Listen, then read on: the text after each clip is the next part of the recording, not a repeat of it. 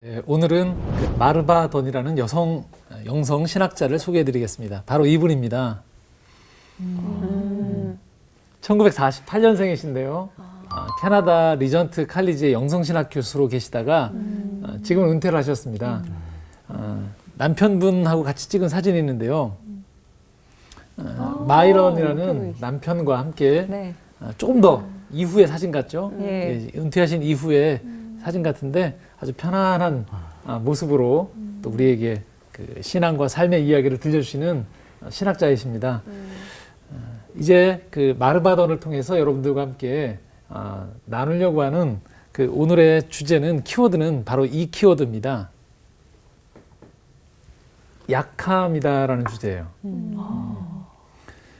이후에 이제 설명을 해드릴 텐데요. 이 약함이라는 주제에 아무리 찾아봐도 이 마르바돈만큼 약함이라는 주제를 가지고 영성의 이야기를 풀기에 적합한 저자가 드뭅니다. 왜 그러냐면 이 마르바돈처럼 삶에서 이 약함을 직접 경험하고 또 그것들의 삶의 이야기들을 신앙과 엮어서 살아왔던 분들이 많지 않기 때문에 그렇습니다. 왜냐하면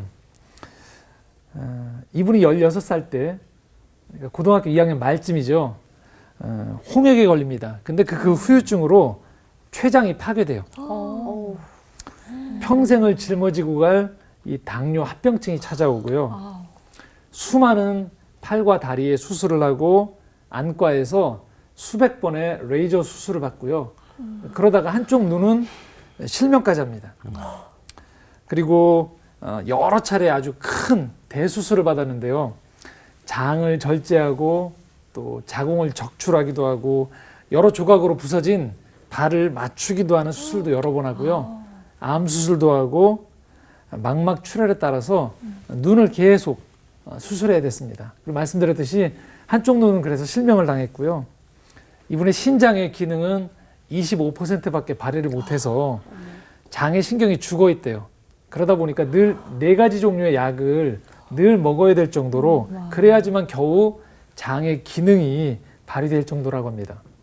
무릎 아래로는 또 신경이 죽어서 걷는 게 힘들다고 해요. 그래서 늘 목발과 휠체어에 의존하고요. 여기서 그치면 되는데 네. 더 최악의 상황이 발생해요. 뭐냐면 아까 저희가 마이런이라는 이 남편과의 사진을 보여드렸죠. 재혼이시거든요. 첫 번째 남편이 성경부를 인도하던 이 청년과 불륜을 저지르고 남자가 원래 남편. 네, 남편이 첫 남편이 청년이 제가 잘못 들은 거 아니죠? 예. 네. 성경부를 하다가 그것도 불륜이라고 하는군요. 그리고 남편이 이 마르바돈을 버리고 그 청년과 결혼을 하게 돼요. 이 책을 읽다 보면 남편이 돌아올 소망을 포기한 날이 남편이 다시 결혼한 날이었다라고 고백할 만큼 육체적으로나 관계적으로나 그의 삶 전체에서 너무나도 많은 이 약함을 짊어지고 살아왔던 여성이에요. 이분 앞에서는 뭐 힘들다, 뭐 아프다는 얘기 네. 하면 안 될 것 같아, 못 할 것 같은데요. 그렇죠. 네. 제가 계속 이야기할 때 영성이 자연스러움이다라고 했어요. 근데 왜 이 시점에서 영성을 이야기하면서 굳이 약함을 얘기할까? 지난 시간까지 저희가 훈련을 이야기하고 계속 변화에 대해서 얘기하는데 그럼 더 좋은 쪽으로 가는 건데 왜 약함을 이야기할까? 약함은 영성이 자연스럽다라고 할 때 우리가 반드시 짚고 넘어가야 되는 문제입니다. 제가 이렇게 이야기해 볼 수 있겠어요. 세상은 거꾸로 하나님을 떠난 세상은 자연스럽지 않아요. 일예로 대표적인 것이 무엇이냐면 여러분들은 지금 세상을 살아가시면서 이게 자연스럽다고 생각하시는데 사실은 자연스럽지 않은 거예요. 뭐냐? 약육강식의 세상이 자연스럽지 않은 거예요. 세상은 힘이 있어야지 힘이 있는 사람이 약한 사람을 누르잖아요. 네. 그래서 우리 부모님들이 자녀들한테 공부하라고 얘기할 때 뭐예요? 너 공부를 못해서 만약에 소위 세상에서 말하는 힘을 갖지 못하면 무시당하면 살아. 공부 열심히 해. 네. 라고 이야기한단 말이죠. 또 열심히 경제활동을 하는 사람들도 돈이라는 이 힘을 갖지 않으면 내가 이 세상에서 살아갈 수 없다라고 생각하기 때문에 이 힘을 가지려고 한다는 거죠. 영역은 다르지만 이 세상에 살아가는 이 원리는 약육강식, 강한 사람이 결국 약한 사람을 잡아먹기도 하고 누르면서 유지하는 게 이 세상의 원리라고 생각한다는 거죠. 네. 그런데 하나님이 태초에 정말로 세상을 이렇게 창조하셨을까? 그렇지 않다는 거예요. 그럼 어떤 세상인가? 바로 이런 세상입니다. 강함과 약함이 어우러지는 세상이에요. 강한 것과 약함이 서로 조화를 이루기도 하고요. 강한 것이 약한 것을 보듬어 주기도 하고, 약한 존재는 강한 존재의 힘을 입어서 그 삶을 살아갈 수 있도록 하나님께서 창조의 원리로 만들어 놓으셨다는 거예요. 네. 우리가 오해하면 안 되는 것은 힘이 있다는 것 자체가 잘못된 것은 아닙니다. 힘을 잘못 사용하는 게 문제인 거죠. 하나님께서 힘을 가지고 있는데 이 힘을 잘못 사용하는 것을 얼마나 싫어하시냐면, 이스라엘 공동체가 하나님께 예배를 참 잘 드렸다고 생각했어요. 여러 가지 악기를 동원하고 각양각색의 동물들을 가지고 하나님께 제물로 바쳐서 예배를 잘 드렸다고 생각했는데, 그 당시에 이스라엘 나라 자체가 힘을 가진 사람들, 권력을, 또 종교의 힘을, 여러 가지 이런 것들을 가진 사람들이 이것을 갖지 못한 사람들을 누른 거죠. 외면한 거죠. 힘의 역할들을 제대로 하지 못하는 사회가 발동했을 때 하나님께서 뭐라고 하시냐면, 너희들 예배하지 마. 그렇게 하려면 나한테 찬양이라는 그 노래 부르지 않아도 돼.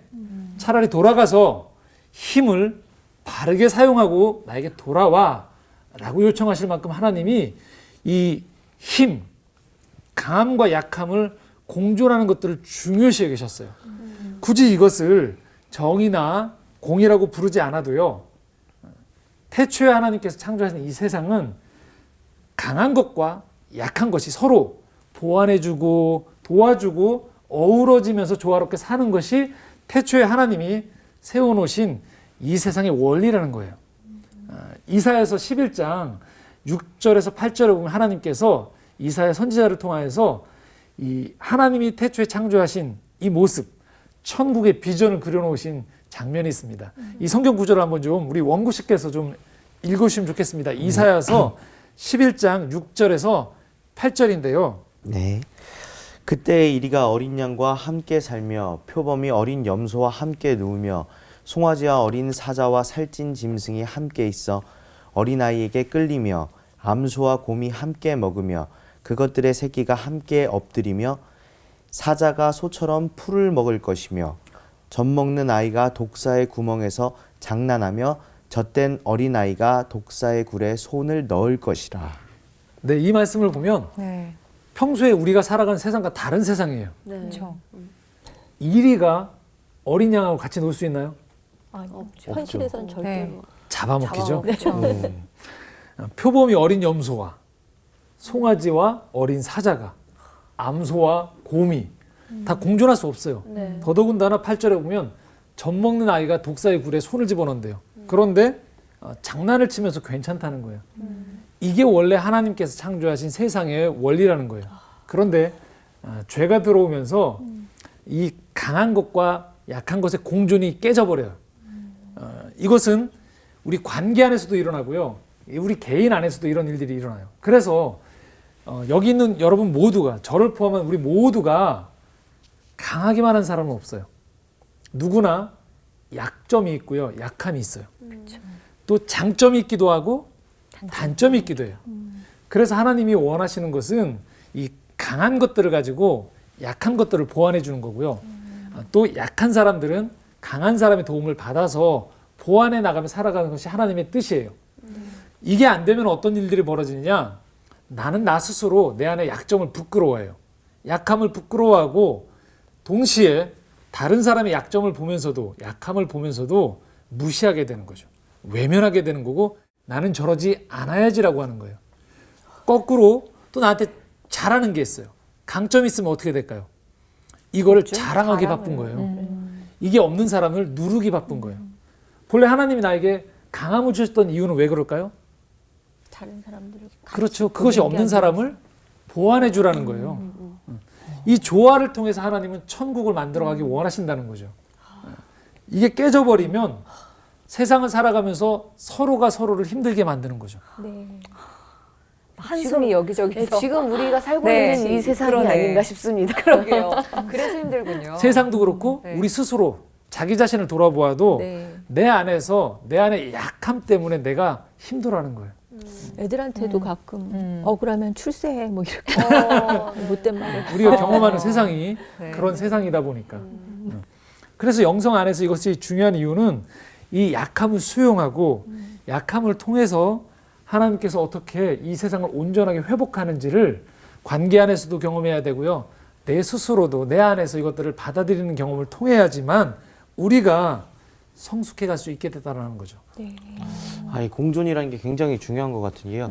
그러니까 뭐 체력적으로 이럴 때도 강할 때는 다른 사람의 도움을 일부러 받지 않으려고 막 하는 그런 성향이 있는데 그게 제가 병들거나 이렇게 약해졌을 때 그때도 그게 자존심이 남아 있어서 그런지 다른 사람한테 받는 거를 안 하는 거예요. 받는 것도 그러다 보니까 힘들죠. 이게 교제가 안 되고 그러는 것 같은데 이게 공존이 되려면 강할 때도 도와줘야 되지만 제가 약해졌을 때도 도움을 또 받을 수 있는 또 마음이 있어야 될 것 같아요. 안 그러면 네. 강할 때만 사람들 앞에 서고 맞아요. 네. 약할 때 약해지면 숨어 있어요. 네, 숨는 거죠. 근데 또 너무 도움만 받아도 좀 미안한 마음이 너무 커가지고 자존감이 좀 낮아진다 그래야 되나? 좀 그런 게 있는 것 같아요. 이 인영 씨가 오늘 거다. 방금 해줬던 요 얘기들이 네. 이 약함을 통해서 우리가 과연 약한 사람들은 그러면 계속 도움만 받는 것인가? 아니다라는 얘기를 또 전개가 되어집니다.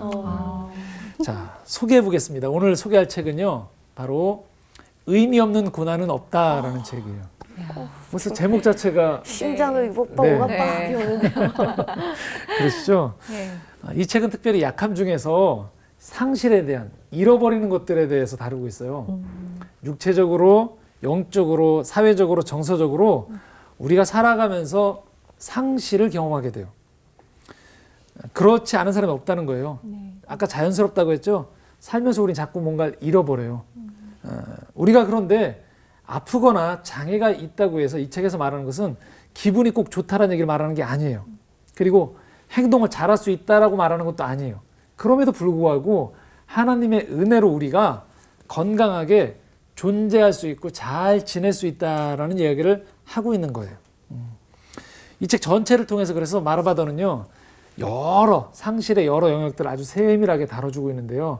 특별히 저는 이 시간에 한 3가지 정도만 여러분들하고 나누려고 합니다. 마르바더니 우리에게 얘기하는 것은 약함을 받아들이라는 거예요. 자, 그럼 첫 번째, 우리 삶에서 찾아오는 상실 뭐냐? 허무와 공허함이 찾아온다는 겁니다.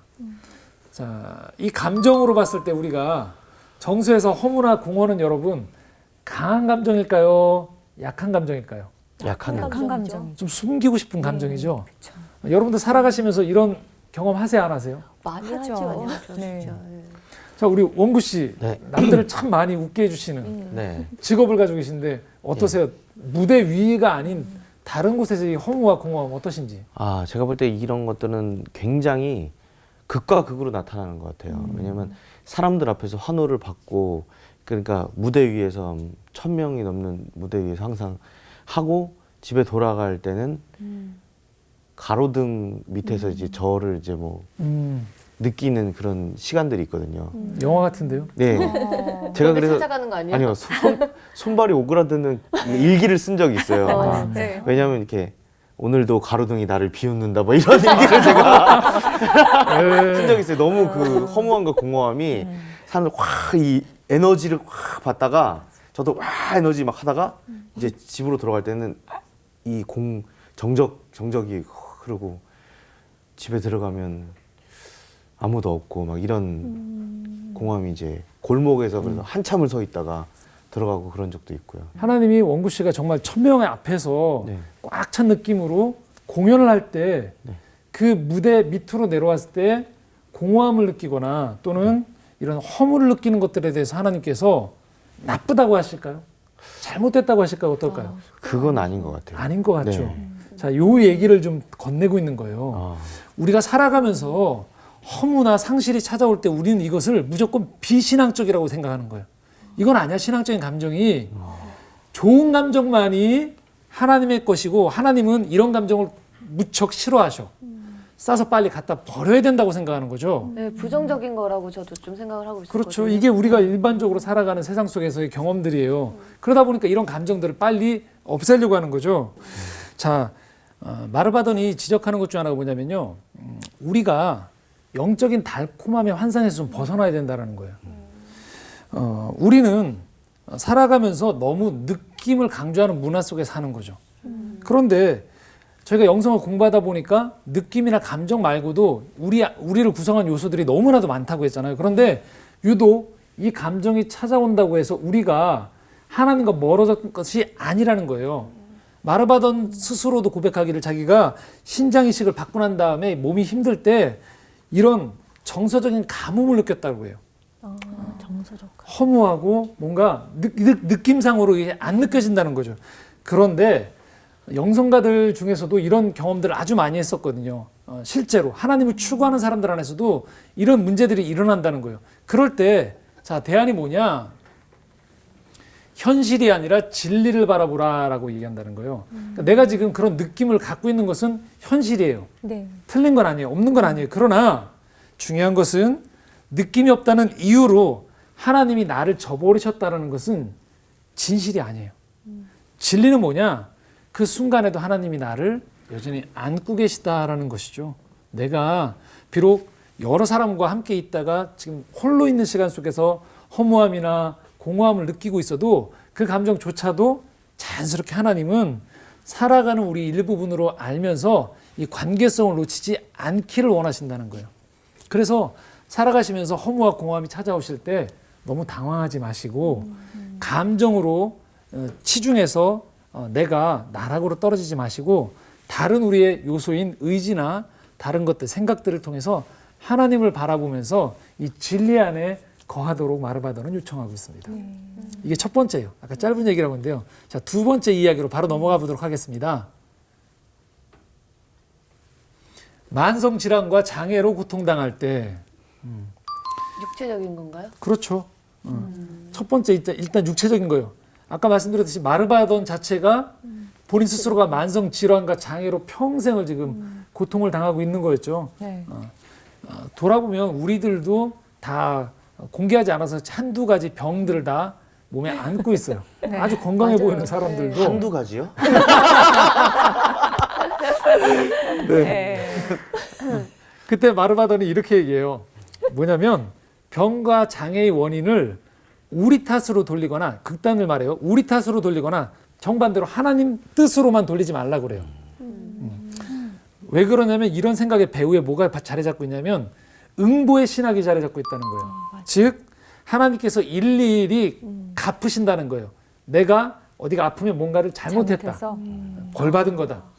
뭘 못해서다라고 하는 거죠. 선악으로 자꾸 이 어려움의 문제, 만성질환과 장애의 문제들을 그렇게 규정한다는 거죠. 자, 그럼 어떻게 이것들을 풀어나가야 되는가? 첫 번째, 치유를 강요하지 말래요. 좀 의외죠. 네. 건강해져야 되는 거 아닌가요? 그러게요.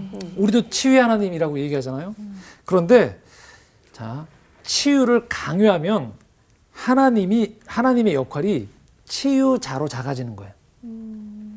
자, 한 번 더 풀어드릴게요. 그래서 여기서 끝이면 오해가 계속되어지기 때문에 마르바돈 본인이 신장 이식 후에 기력이 떨어졌어요.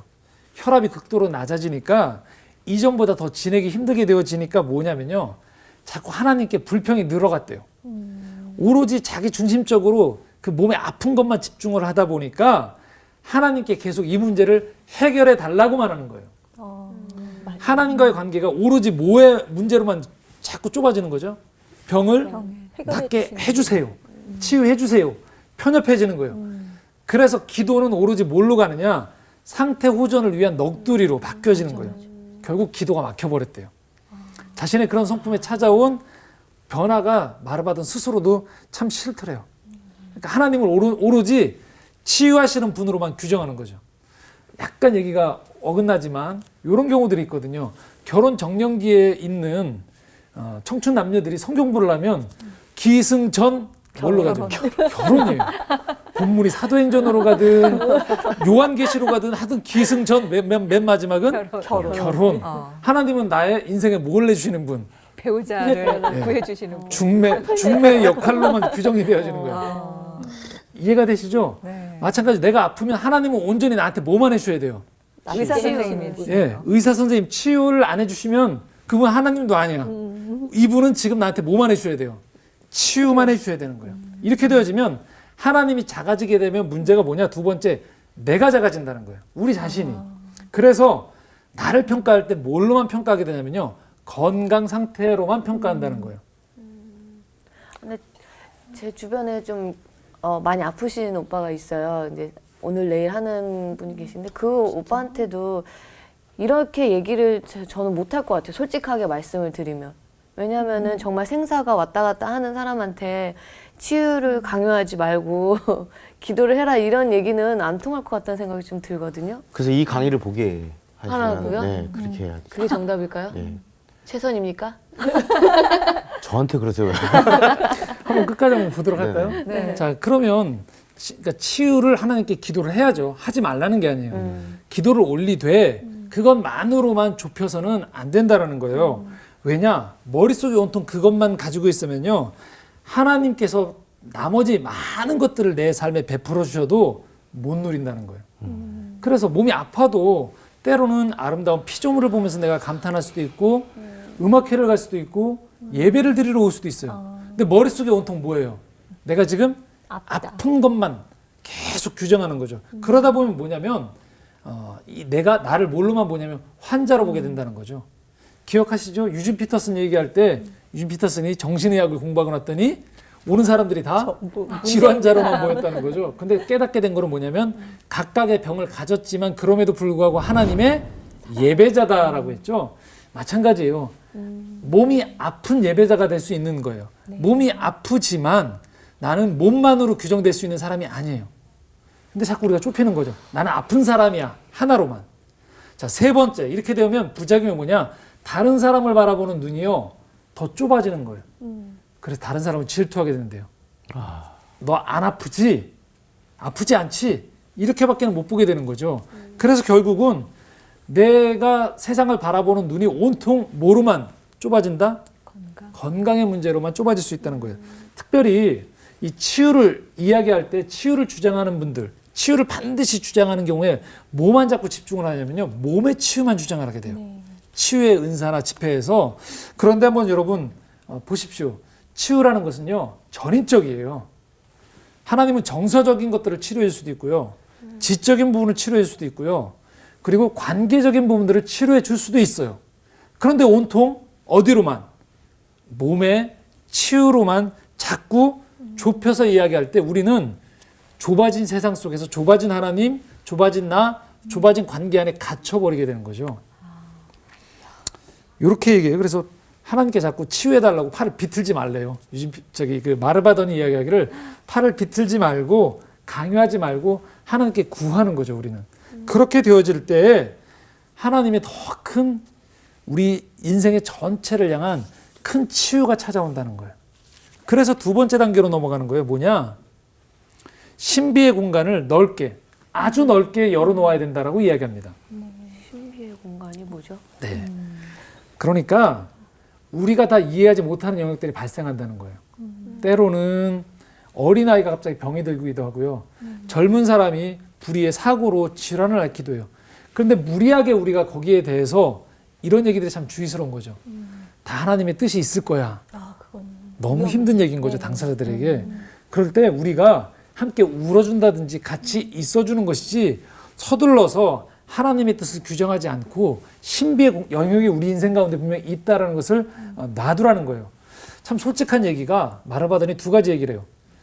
자기는 장애인이고 또 여러 가지 질환을 앓고 있지만 이게 하나님의 뜻이다라고 생각하지 않는데요. 하나님의 원뜻은 모든 사람이 이 땅에 태어났을 때 건강하게 온전한 모습으로 살아가는 게 원래의 그림이다라고 자기도 생각한대요. 그리고 또 하나, 자기도 장애 때문에 하나님께 감사하지 않는데요. 이 얘기 들으시면 남의 일이니까 우리가 아니 감사해야지 왜 신학자가 라고 생각할 수 있겠지만 솔직하게 자기는 장애 때문에 감사하지 않는데요. 그러나 장애 속에 함께 하시는 하나님 때문에 자기는 감사한대요. 네. 솔직한 고백입니다. 불편하다는 거예요. 아프다는 거예요. 힘들다는 거예요. 그런데도 하나님이 함께 하시기 때문에 그것들을 넘어서는 다른 감정과 다른 일들이 얼마든지 내 인생 가운데 찾아올 수 있다는 걸 고백하는 거예요. 그렇게 되어지면 오히려 다른 눈들이 열려진대요. 뭐냐? 나를 도와주는 사람들이 보이고요. 장애와 싸울 수 있도록 개발된 약들, 의료진들, 과학자들, 장애 때문에 깨닫게 되는 여러 가지 지적인 교훈들, 또 점점 정서가 성숙해가는 변화들, 이런 영적인 변화들 때문에라도 하나님께 감사하는 눈이 트이기 시작한다는 거예요. 그래서 하나님의 뜻은 우리가 환난을 당하는 건 아니에요. 환난 속에서 하나님께 돌아오는 거죠. 그게 하나님의 뜻이라는 겁니다. 자, 그렇다면 이렇게 이야기해 볼 수 있어요. 왜 우리가 치유받지 못하는 데에도 하나님께 돌아가야 되는가? 하나님의 사랑이 너무 놀랍고 크기 때문이라고 얘기해요. 하나님은요, 우리를 육체라는 존재 이상으로 지으셨어요. 네. 하나님의 형상이라는 건 단순히 이 우리 몸에 있는 지금 보이는 육신의 몸 하나만 지었지 않으셨다라는 거예요. 하나님은요, 우리에게 지적이고 사회적이고 정서적이고 영적인 그것들을 다 허락하시는 생명의 호흡을 불어넣어 주셨고요. 그래서 우리가 만성적인 질환을 앓고 있을지라도 감히 이렇게 얘기할 수 있다는 거예요. 우리는 잘 지낼 수 있다. 건강할 수 있다. 원래 이 책의 제목이요, 원제가 따로 있습니다. 바로 이거예요. Being well when we are ill입니다. 자, 아플 때에도 being well, 잘 지낼 수 있다는 거예요. 건강할 수 있다는 거예요. doing well이 아니에요. 뭔가를 아프면 못 하잖아요. 행위적으로는 아니지만 아프지만 잘 지낼 수 있다는 거예요. 근데 우리의 생각은 몸으로만 치우치면 어떻게 돼요? 아프면 잘 못 지내는 거예요. 그러나 마르바다는 기꺼이 아플 때에도 잘 지낼 수 있다는 거예요. 존재적으로 그렇죠. 어떤 궁극적인 거를 생각을 하는 것 같네요. 하나님의 그 사랑을. 더 큰 하나님의 사랑이 우리를 네. 붙잡고 있다는 거죠. 그래서 우리가 하나님을 더 알아가면 알아갈수록요, 우리의 몸 상태와 건강 상관없이 더 건강해질 수 있다고 아주 확신해서 얘기해요. 그래서 이렇게 얘기합니다. 하나님이 사랑하는 우리는 하나님을 알면 알수록 행복의 수혜자들이라는 거예요. 그 행복을 선물로 받은 사람이다라는 거예요. 비록 만성질환과 장애를 앓고 있을지라도 우리는 그럴 수 있다라는 거죠. 자, 세 번째로 넘어가 볼게요. 후회가 몰려올 때. 자, 어떠세요? 인생 살아오시면서 후회가 없나요? 후회 연속 아닌가? 그쵸. 아닌가요? 유부남들이 제일 후회 많이 하는 게 결혼에 대한 후회하십니까? 아니 저는 신혼입니다. 왜 그러세요? 근데 해도 후회, 안 해도 후회한다 그러면 저는 하는 편이고요. 그 보면은 그래 지금 뭐 나중에 후회하더라도 그때는 최선의 선택이었다라고 생각하면 마음이 좀 편안해지는 것 같아서 되도록이면 후회 좀 안 하는 쪽으로 저도 이렇게 마인드를 생각하는 것 같아요. 네. 저는 후회를 안 하는 편이긴 한데요. 정말 그 돌이킬 수 없는 후회. 정말 제가 세상 살면서 제일 후회했던 게 저희 아빠가 돌아가셨어요. 이제 그 몇 년 전에. 근데 너무 이제 좀 갑자기 이제 뇌출혈로 가셨는데 그러고 나서는 정말 영원할 줄만 알았던 그 시간들이 너무 순식간에 저한테 다가왔기 때문에 그 후회는 정말 이루 말할 수가 없었어요. 네. 아까 그 말씀하셨던 뭐 그 처음 시작부터 저는 막 오늘 이 강의가 저 완전히 지금 막 멘붕이라 그래야 되나. 예, 너무 많은 생각을 하게 하는 약함 이런 키워드들이 그 기억이 정말 너무 후회되고 지금도 가끔은 외롭고 공허하고 이럴 때가 있어요. 네, 네. 네. 뭐 저도 돌아보면 바른 선택만 하지 못했고 그 선택들 때문에 벌어졌던 파장들, 또 상처받은 사람들, 때로는 그때 좀 더 지혜로웠어야 되는데, 그때 조금 더 하나님의 음성을 들었어야 되는데 하지 못했던 인생의 일들 때문에 벌어졌던 결과들로 후회들이 제 인생에도 돌아보면 있어요. 제가 보니까 이 중엔 제일 제가 후회를 많이 하는 것 같아요. 오히려. 또 목사님 말씀 네. 듣다 보니까 제가 선택에 관한 후회는 많이 없는데 네. 지금처럼 말에 관한 후회는 굉장히 많이 있는 것 같아요. 누군가한테 잘못 얘기를 해서 그 사람이 상처를 받거나 아니면 제가 생각지도 못한 게 얘기를 했는데 그냥 생각지도 못하게 얘기를 했는데 나중엔 그 사람은 나중에 이게 커져가지고 상처가 너무 예, 저는 기억도 못하는 그런 것들 말에 대한 후회는 굉장히 좋습니다. 네, 맞아요.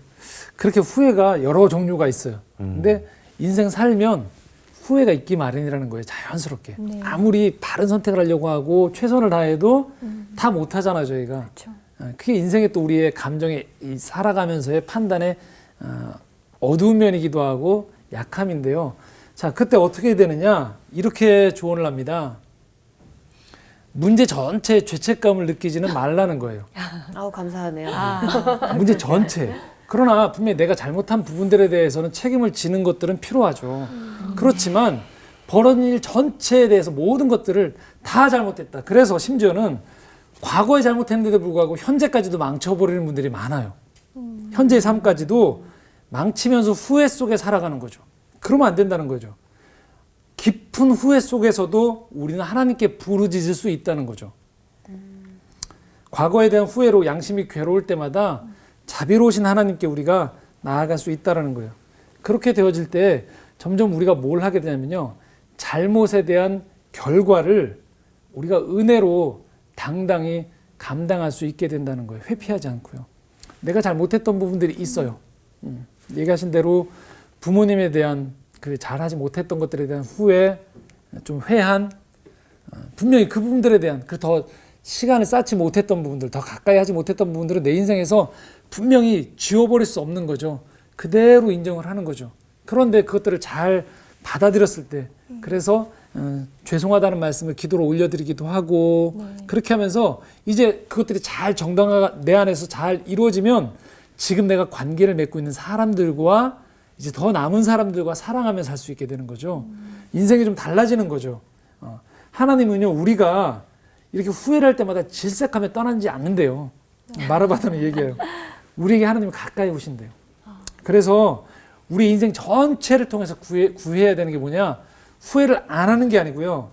약함과 상처, 때로는 후회하지만 그래서 그것들 때문에 힘들어하며 살아가고 있지만 그럼에도 불구하고 찾아오시는 하나님을 만나는 거예요. 네. 그래서 이렇게 이야기합니다. 하나님의 더 큰 이야기에 동참하라는 거예요.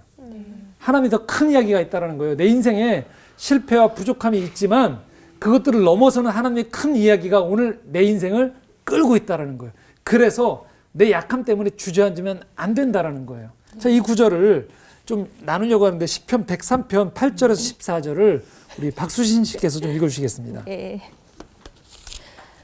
여호와는 긍휼이 많으시고 은혜로우시며 노하기를 더디하시고 인자하심이 풍부하시도다. 자주 경책하지 아니하시며 노를 영원히 품지 아니하시리로다.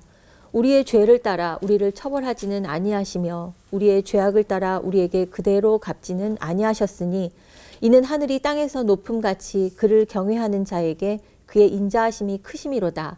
동이 서에서 먼 것 같이 우리의 죄과를 우리에게서 멀리 옮기셨으며 아버지가 자식을 긍휼히 여김같이 여호와께서는 자기를 경외하는 자를 긍휼히 여기시나니 이는 그가 우리의 체질을 아시며 우리가 단지 먼지뿐임을 기억하심이로다. 아멘. 아멘. 이 말씀 중에 보면 그래서 우리는 우리 죄 때문에 우리 약함 때문에 힘들어한다는 거예요. 그런데 하나님은 우리의 약함이나 죄보다 그것들을 얼마만큼 떨쳐버리시냐면요. 하늘과 땅의 차이가 얼마나 큽니까? 동과 서는 같이 할 수 없어요. 그렇게 떼어놓으신다는 거예요. 그래서 우리가 후회 속에서 그 후회의 진흙구덩이 안에서 또 죄의 진흙구덩이에서 허덕이고 있을 때에도 우리가 우리 자신을 바라보면서 낭망하지 말고요. 하나님을 바라보라는 거예요. 여기 나와 있는 하나님의 자비는 헤세드라고 하는데요. 그 하나님의 그 크신 자비하심이 오늘도 약함과 부족함과 후회 속에 살아갈 수밖에 없는 우리 인생들이지만 그 하나님이 우리를 붙잡고 계시기에 우리 인생 전체가 헛되지 않는다는 거죠. 돌아보면 저도 참 많은 잘못 속에서 살아왔던 적들이 있었어요. 그래서 하나님께 나아가지 못하고 꽤 긴 시간 동안 힘들었던 적이 있어요. 제가 했던 그 잘못들 때문에. 그런데 어느 날 어떤 그 모임에서 기도 중에 하나님께서 저에게 하셨던 아주 인상적인 그림이 하나 있었어요. 뭐라고 하셨냐면요. 손 치워라 그러시더라고요. 무슨 말이냐? 제가 졌던 죄가 이 손바닥 같았던 거예요. 그래서 제가 손바닥으로 이렇게 가리고 있었어요. 하나님 안 보여요 하면서 저는 이 죄 때문에 하나님 못 바라봐요.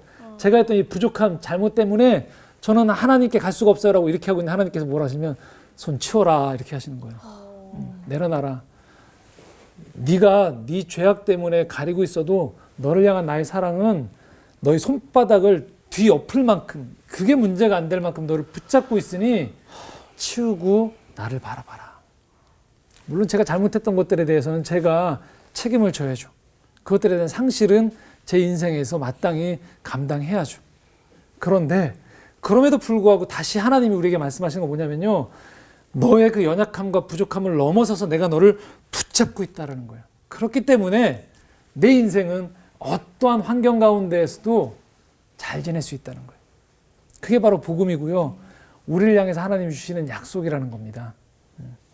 여러분이 지금 살아가시면서 여러분의 약함, 모자람, 부족함 때문에 혹시 힘들어하고 계시다라면요. 이 하나님의 사랑을 좀 기억하셨으면 좋겠어요. 하나님의 사랑은 여러분의 약함을 멸시하지 않으세요. 품어주세요. 그래서 하나님 안에서 충분히 여러분의 약함, 인생의 그 그림자, 모자람들을 들이십시오. 그리고 그 하나님 안에서 풍족한 그 자비를 경험하시고 난 다음에요. 그리고 여러분 주변 사람들을 한번 쳐다보셨으면 좋겠어요. 모자란 것들을 바라보면서 무시하고 또 화내고 기다려주지 못하는 것이 아니고요. 내 안에 있는 내 약함을 하나님께서 붙잡아 주셨듯이 그렇게 하나님이 나한테 원하시는 것들은 그렇게 이 모자람들을 서로 보듬어 주면서 이 땅을 천국으로 살아가도록 만들라는 거죠. 약육강식의 세상에서 자꾸 서로를 몰아내면서 지옥으로 만들지 말고 서로 보듬어 주면서 강함과 약함이 이렇게 어우러질 수 있는 천국으로 만들 수 있도록 하라. 먼저 너희 마음 가운데에서 그리고 너희의 관계 그리고 더 멀리 내다보면 우리 인생 전체를 통하여서 인생의 그림자, 실패, 약함조차도 그 하나님의 자비 안에서 하나님의 그 사랑이란 큰 그림 안에서 녹여가면서 그렇게 이 땅을 살아가라라고 주님이 오늘 우리에게 말씀하십니다. 들으시는 분들도 많이 공감하셨을 것 같고요. 또 다음 시간에 마르바 던의 또 다른 책을 가지고 찾아뵙도록 하겠습니다. 오늘 고맙고 수고하셨습니다. 감사합니다. 네, 고맙습니다. 강의가 안 끝나. 마무리가.